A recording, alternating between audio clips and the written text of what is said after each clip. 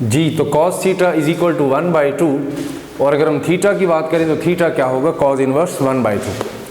तो इसमें अगर हम इसका आंसर मालूम करेंगे तो cos inverse 1/2 is equal to 60 degree. तो इसका मतलब बेटा ये है कि velocity at maximum height, velocity at maximum height या टॉप पोजीशन पे वेलोसिटी किसके बराबर, half of the velocity maximum, और इसके लिए हमें प्रोजेक्टाइल को थ्रो करना पड़ेगा किस एंगल पे, ऑब्वियसली 60 डिग्री एंगल पे। तो इस तरह से हम देखते हैं कि भाई वेलोसिटी के साथ काइनेटिक एनर्जी, मोमेंटम और पोटेंशियल एनर्जी के क्या रिलेशंस जो हैं वो डेवलप होंगे। तो हम यहाँ पे देखते हैं इस सेक्शन में कि जी वेलोसिटी, काइनेटिक एनर्जी, मोमेंटम और पोटेंशियल एनर्जी किस तरह से ओब्लिक प्रोजेक्टाइल में चेंज होंगे। तो हम यहाँ पे ओब्लिक प्रोजेक्टाइल के हवाले से बात कर रहे थे, तो हम यहाँ पे देखते हैं कि जी अब यहाँ पे मैं आपको बताऊँगा कि मोमेंटम एट मैक्सिमम हाइट वो क्या होगा। तो यहाँ पे मोमेंटम मालूम करने के लिए फिर वैसे ही प्रोजेक्टाइल, ओब्लिक प्रोजेक्टाइल, और इस पॉइंट पे वेलोसिटी क्या थी, इनिशियल वेलोसिटी जो कि मैक्सिमम वेलोसिटी है, मैक्सिमम वेलोसिटी। इस पॉइंट पे भी वेलोसिटी क्या थी, मैक्सिमम, लेकिन हमने कहा था एट मैक्सिमम हाइट जो वेलोसिटी होगी, h हाइट पे वेलोसिटी वो कितनी होगी, VIX। VIX को हमने VI cos ऑफ थीटा भी कहा था, cos ऑफ थीटा। जी, तो हम बात करेंगे मोमेंटम की। तो momentum at launching point, momentum, तो मोमेंटम के लिए हम लिखेंगे momentum is equal to mass velocity का प्रोडक्ट। तो इस पॉइंट पे वेलोसिटी इनिशियल VI थी, मैक्सिमम वेलोसिटी, तो इसलिए हम कह सकते हैं ये मोमेंटम इनिशियल है या मैक्सिमम मोमेंटम है। और मैक्सिमम हाइट पे मोमेंटम क्या होगा, अगर मैं मोमेंटम एट मैक्सिमम हाइट मतलब टॉप की बात करूं तो वो भी मास और वेलोसिटी का प्रोडक्ट। अब यहाँ पे वेलोसिटी क्या है, VI cos थीटा, तो मैं यहाँ पे MVI cos of theta put करूँगा। तो आप देखेंगे कि MVI जो है ये हमारे पास क्या है, ये इनिशियल मोमेंटम है या मैक्सिमम मोमेंटम है। तो इसलिए MVI की जगह अगर मैं लिख दूं एक अलग से, मैं आपको यहाँ पे बताता हूँ कि जी मोमेंटम और मोमेंटम एट मैक्सिमम हाइट का रिलेशन। तो यहाँ पे हम देखते हैं momentum at top position is equal to, तो यहाँ से मोमेंटम एट टॉप पोजीशन इसी रिलेशन से MVI की जगह इनिशियल मोमेंटम या मोमेंटम मैक्सिमम पुट कर सकता हूँ। तो ये इनिशियल मोमेंटम साथ में क्या आ जाएगा, cos ऑफ थीटा। तो या फिर momentum at top position is equal to PI को मैं लिख सकता हूँ मोमेंटम मैक्सिमम साथ में cos ऑफ थीटा। तो ये हमारे पास एक और रिलेशन डेवलप हो गया। तो अब देखिए बेटा, जिस तरह से वेलोसिटी के लिए हमने कहा था velocity at top position is equal to velocity maximum cos theta, इस तरह से मोमेंटम का भी यही रिलेशन।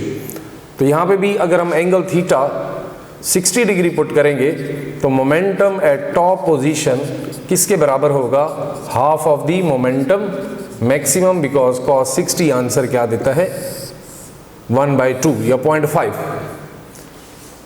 जी, तो अब हम बात करेंगे मोमेंटम के साथ काइनेटिक एनर्जी। ये हमारे पास मोमेंटम का रिलेशन डेवलप हो गया, और अब जो है हम काइनेटिक एनर्जी का रिलेशन भी बनाएंगे। जी, तो kinetic energy at maximum height, ये अगर हमने मालूम करनी है मैक्सिमम हाइट पे काइनेटिक एनर्जी का रिलेशन, तो सेम लाइक दिस कि यहाँ पे वेलोसिटी VI cos थीटा, यहाँ पे वेलोसिटी मैक्सिमम इनिशियल वेलोसिटी, और kinetic energy at top position की बात कर रहा हूँ, काइनेटिक एनर्जी। अब यहाँ पे काइनेटिक एनर्जी टॉप का रिलेशन बनाता हूँ, क्या लिखूँगा, half MVI square cos square of theta, क्योंकि यहाँ पे वेलोसिटी क्या है VI cos थीटा के बराबर। तो half MVI square cos square of theta, ये काइनेटिक एनर्जी का रिलेशन। तो देखें जी, यहाँ पे अगर मैं काइनेटिक एनर्जी का रिलेशन ये लिख रहा हूँ तो मैं यूँ लिख सकता हूँ कि हाफ MVI स्क्वायर, ये हमारे पास काइनेटिक एनर्जी इस पॉइंट पे होगी, क्योंकि वेलोसिटी यहाँ पे VI है, इनिशियल वेलोसिटी है, मैक्सिमम वेलोसिटी। तो इधर काइनेटिक एनर्जी मैक्सिमम, तो इधर काइनेटिक एनर्जी क्या है, मिनिमम। तो ये रिलेशन मिल गया हमें। तो मैं काइनेटिक एनर्जी का रिलेशन अगर यहाँ पे पुट करूँगा तो मैं लिखूंगा kinetic energy at top is equal to half m V I square cos square of theta. बेटा इसकी जगह अगर मैं रिप्लेस करूं हाफ m वी आई स्क्वेयर को काइनेटिक एनर्जी इनिशियल या काइनेटिक एनर्जी मैक्सिमम, तो यूं हम इसको लिख सकते हैं कॉस स्क्वेयर ऑफ थीटा। तो ये हमारे पास टॉप पोजीशन पे काइनेटिक एनर्जी का रिलेशन इनिशियल काइनेटिक एनर्जी या मैक्सिमम काइनेटिक एनर्जी के साथ हमें मिलता है जी। तो अब इसमें अगर हम इसी तरह से पोटेंशियल एनर्जी की बात करें, potential energy at maximum height, तो potential energy at maximum height ये मालूम करने के लिए हमें अगेन, तो अब यहाँ पे हम एक और रिलेशन डेवलप करेंगे पोटेंशियल एनर्जी का। देखिए बेटा, एक प्रोजेक्टाइल है, प्रोजेक्टाइल को आपने इस तरह से प्रोजेक्ट किया, तो हम देखते हैं कि जी एट मैक्सिमम हाइट इसकी पोटेंशियल एनर्जी क्या होगी, मैक्सिमम, क्योंकि potential energy is the function of height. तो हम यहाँ पे मैक्सिमम हाइट पे पोटेंशियल एनर्जी मालूम करने के लिए हम कहेंगे potential energy is equal to mgh। तो यहाँ पे potential energy is equal to mgh से ही हम रिलेशन बनाएंगे potential energy is equal to mgh। h क्या है, वर्टिकल हाइट है, और एफएससी के सिलेबस में आप पढ़ चुके हैं, फर्स्ट ईयर में आप पढ़ चुके हुए हैं कि h जो है V I square sine square of theta over 2g, ये रिलेशन। तो यहाँ पे हम देखते हैं जी potential energy at maximum height क्या आंसर देगी हमें। तो ये देखें g, इस g को क्या करेगा, कैंसल। तो हम यहाँ पे देखते हैं कि 1/2, यहाँ पे इसको हम लिखेंगे 1/2 मैस, और साथ में हमारे पास क्या है V I square sine square of theta, ये potential energy at top position, top position पे पोटेंशियल एनर्जी का फॉर्मूला। तो डियर स्टूडेंट्स, यहाँ पे आप एक चीज को नोट करें कि half m V I square क्या है, इस पॉइंट पे काइनेटिक एनर्जी है। काइनेटिक एनर्जी इनिशियली कितनी होगी, kinetic energy initially half m V I square, चूंकि वेलोसिटी मैक्सिमम है इस पॉइंट पे, तो इसका मतलब काइनेटिक एनर्जी भी क्या है, मैक्सिमम। तो half m V I square की जगह मैं यहाँ पे पुट कर सकता हूँ मैक्सिमम काइनेटिक एनर्जी या इनिशियल काइनेटिक एनर्जी। तो potential energy at top position is equal to half m V I square kinetic energy initial या kinetic energy maximum sine square of theta. तो ये रिलेशन हमारे पास potential energy at top position का मिलता है। ये सारे रिलेशंस, जैसे मैंने आपको वेलोसिटी की बात की, मोमेंटम की बात की, काइनेटिक एनर्जी की बात की, पोटेंशियल एनर्जी की बात की, यहाँ से एमसीक्यूज बन सकते हैं। तो ये एमसीक्यूज के लिए अगर आप देखेंगे एक टेबल, अगर मैं इन सारे रिजल्ट्स को एक ही जगह समराइज कर दूँ, एक ही जगह मैं इसको लिख दूं, तो आपको इसमें से क्वेश्चंस जो हैं वो देखें आपको आसानी से समझ आ जाएंगे। तो मैं ज़रा पहली बात करता हूं कि जी वेलोसिटी के हवाले से, वेलोसिटी एट मैक्सिमम हाइट किसके बराबर, v maximum cos of theta potential momentum at top position is equal to momentum initial या मोमेंटम मैक्सिमम, ये भी कॉस थीटा है। इस तरह से अगर मैं kinetic energy at top position की बात करता हूं, तो kinetic energy at top position किसके बराबर, आपने लिखा था काइनेटिक एनर्जी इनिशियल या काइनेटिक एनर्जी मैक्सिमम, साथ में कॉस स्क्वायर ऑफ थीटा था। जैसे ये रिलेशन हमने बनाया था इनिशियल या मैक्सिमम। इस तरह से अगर पोटेंशियल एनर्जी की बात कर रहा हूं, तो potential energy at top position जो है वो किसके बराबर होगा, वो काइनेटिक एनर्जी मैक्सिमम, और यहाँ पे अब हमारे पास साइन स्क्वायर थीटा ये मल्टीप्लाई होता है। तो बेटा ये सारे रिलेशंस बहुत ही यूज़फुल हैं फॉर एमसीक्यूज़। तो इन्हीं एमसीक्यूज़ को यहाँ पे हम डिस्कस करते हैं कि ये एमसीक्यूज़ जो हैं इन रिलेशन से कैसे बनते हैं। तो हम डिफरेंट एंगल्स पे देखेंगे कि वेलोसिटी, काइनेटिक एनर्जी, मोमेंटम और पोटेंशियल एनर्जी का रिलेशन क्या बनता है। तो यहाँ पे अगर मैं थीटा 30 डिग्री की बात करता हूँ, थीटा 45 डिग्री की बात करता हूँ और इस तरह से थीटा 60 डिग्री की बात करता हूँ, तो ये हमारे पास ये रिलेशन हमें मिलेंगे जी। तो cos 30 का अगर हम आंसर देखें तो cos 30 हमें आंसर देता है 3√2। तो मैं यहाँ पे लिखूंगा 3√2 मल्टीप्लाई बाय v मैक्सिमम, यानी कि वेलोसिटी एट टॉप पोजीशन किसके बराबर, मैक्सिमम वेलोसिटी का 3√2, और 3√2 को हम 0.866 भी कहते हैं। 45 डिग्री एंगल पे cos थीटा क्या होगा, 1/√2 मल्टीप्लाई बाय v मैक्सिमम। तो velocity at top position at 45 कितनी होगी, अगर एक प्रोजेक्टाइल को 45 डिग्री एंगल पे प्रोजेक्ट किया है तो velocity at maximum height is equal to 1/√2 times velocity maximum या वेलोसिटी इनिशियल। और 60 डिग्री एंगल पे अगर हम देखें तो ऑब्वियसली cos 60 आंसर देता है 1/2, तो 1/2 v मैक्सिमम, यानी कि इसी रिलेशन में जस्ट cos थीटा की वैल्यू मैंने पुट की है और हमें आप आंसर मिलते हैं। साथ में वेलोसिटी का इस तरह से हम मोमेंटम की भी बात करें तो मोमेंटम के भी रिलेशन अगर हम देखें तो ये भी cos थीटा है, सेम रिजल्ट्स हमें मिलेंगे।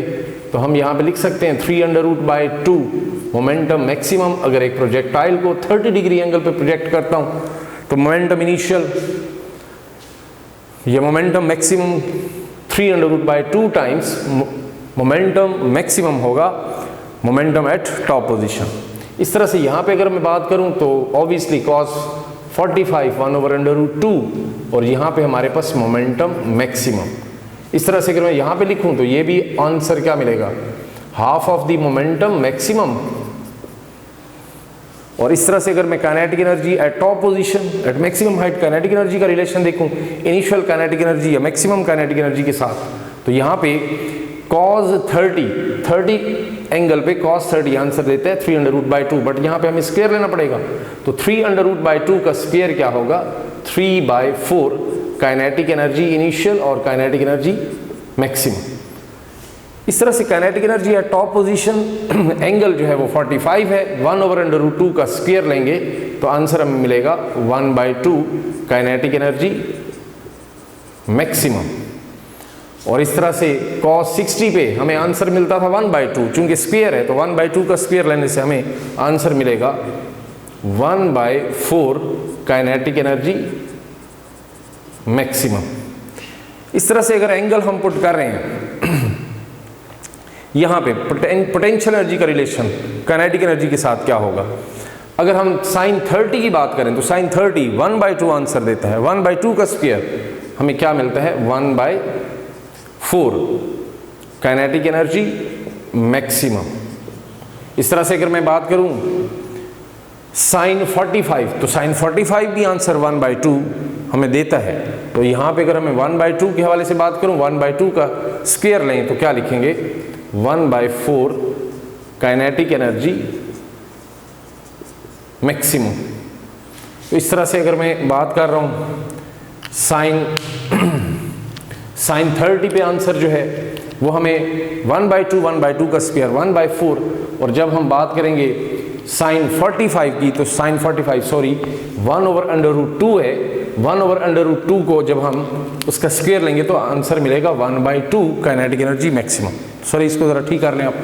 और उसके बाद अगर मैं बात करूँ sin 60 तो sin 60 आंसर हमें देता है 1/2 का स्क्वायर क्या होगा 1/4 काइनेटिक एनर्जी मैक्सिमम।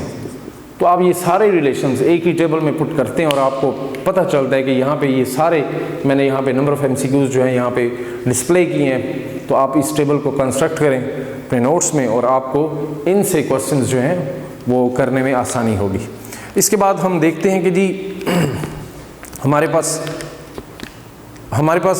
इसके बाद अगर हम देखें तो हमारे पास जो ओब्लिक प्रोजेक्टाइल के हवाले से जो है मज़ीद जो है वो केसेस वो किस तरह से हैं कि हम यहाँ पे रेंज के बारे में भी बात करेंगे, हाइट ऑफ द प्रोजेक्टाइल के बारे में भी बात करेंगे और साथ में हम बात करेंगे टाइम ऑफ फ्लाइट के हवाले से भी। तो हमारे पास मज़ीद जो टॉपिक्स हैं वो हमारे पास रेंज, वर्टिकल हाइट और टाइम ऑफ फ्लाइट।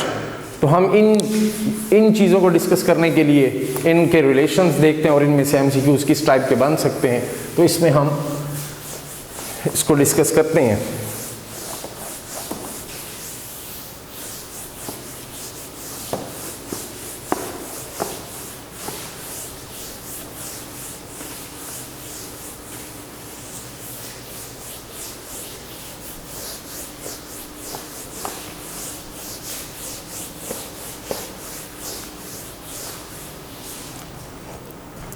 जी, तो सबसे पहले हम प्रोजेक्टाइल मोशन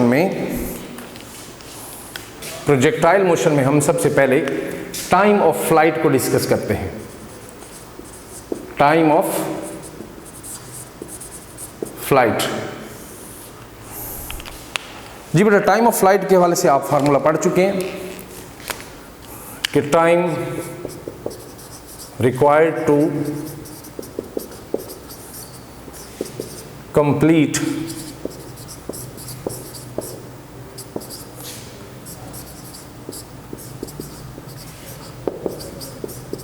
trajectory। तो इसमें हम देखते हैं कि जी एक प्रोजेक्टाइल को अपनी ट्रेजेक्ट्री कंप्लीट करने के लिए जो टाइम रिक्वायर्ड है उसको हम टाइम ऑफ फ्लाइट का नाम देंगे, यानी कि लॉन्चिंग पॉइंट से लैंडिंग पॉइंट का टाइम जो है वो टाइम ऑफ फ्लाइट है। टाइम ऑफ फ्लाइट के लिए हम फार्मूला एफएससी में पढ़ चुके हैं कि T is equal to 2VI sine theta over G। इसमें हमारे पास time of flight actually time to reach maximum height, time to reach maximum height, यानी कि from launching point to maximum height time कितना है, अगर T1 तो उतना ही टाइम लगेगा मैक्सिमम हाइट से लैंड करने में, उसको हम क्या बोल देते हैं T2। तो यहाँ पे अगर मैं बात करूँ T1 की तो वो क्या होगा, VI sign theta over G plus VI sign theta over G। तो बेटा ये टाइम क्या है, time from launching point to maximum height h height, और दूसरा टाइम क्या होगा VI sign theta over G, वो इस पॉइंट से इस पॉइंट तक का की हाइट ट्रेवल करने में, वर्टिकल डिस्टेंस ट्रेवल करने में जो टाइम लगेगा वो क्या होगा T2। इन दोनों को ऐड करेंगे हमारे पास टोटल क्या मिलेगा, टाइम ऑफ फ्लाइट, और टाइम ऑफ फ्लाइट किसके बराबर है, इन दोनों को ऐड करते हैं तो हमारे पास 2VI sine theta over G ये रिलेशन मिलता है। तो हम देखते हैं कि जी अगर इस रिलेशन से अगर आप देखें तो आप कहेंगे T जो है directly proportional to initial velocity के, लेकिन अगर हम रिमेनिंग फैक्टर्स को कांस्टेंट करते हैं, जैसे थीटा क्या है, अगर कांस्टेंट तो time of flight is directly proportional to initial velocity, यानी कि इसका मतलब ये है कि अगर प्रोजेक्टाइल को हम ज़्यादा इनिशियल वेलोसिटी देंगे तो उसका टाइम ऑफ फ्लाइट भी क्या होगा, ज़्यादा, अगर थीटा हम कांस्टेंट कर रहे हैं तो। और अगर हम बात करें कि अगर दूसरे रिलेशन में अगर हम देखें तो दूसरा रिलेशन टाइम ऑफ फ्लाइट का क्या होगा, time is directly proportional to sine theta if remaining factor means initial velocity remains constant, then जिस प्रोजेक्टाइल को आप ज़्यादा एंगल पे प्रोजेक्ट करोगे तो उतना ही टाइम ऑफ फ्लाइट क्या होगा, ज़्यादा। तो हम देखते हैं कि थीटा एंगल साइन जो है, साइन थीटा जितना एंगल आप 0 से 90 बढ़ाते हैं वैसे वैसे साइन थीटा की वैल्यू भी बढ़ती है और टाइम ऑफ फ्लाइट की वैल्यू भी बढ़ेगी। तो हमें एंगल थीटा बढ़ाना पड़ेगा अगर हमें टाइम ऑफ फ्लाइट ज़्यादा चाहिए तो ये टाइम ऑफ फ्लाइट का रिलेशन साइन थीटा के साथ भी क्या है, डायरेक्ट है। तो हम यहाँ पे इस तरह से ये बात कर सकते हैं कि जी अगर दो प्रोजेक्टाइल्स को, यहाँ पे क्वेश्चंस आ सकते हैं कि अगर दो प्रोजेक्टाइल्स हैं उनको सेम एंगल पे प्रोजेक्ट किया है, तो यहाँ पे ज़रा देखें एक क्वेश्चन मैं आपके सामने यहाँ पे सॉल्व करता हूँ। टू प्रोजेक्टाइल्स हैं, टू प्रोजेक्टाइल्स को आपने सेम एंगल पे प्रोजेक्ट किया है, सेम एंगल पे प्रोजेक्ट किया है। अब एक प्रोजेक्टाइल के लिए जो इनिशियल वेलोसिटी है उसको मैं v1 का नाम देता हूँ, 10 मीटर पर सेकेंड और दूसरे प्रोजेक्टाइल के लिए इनिशियल वेलोसिटी v2 है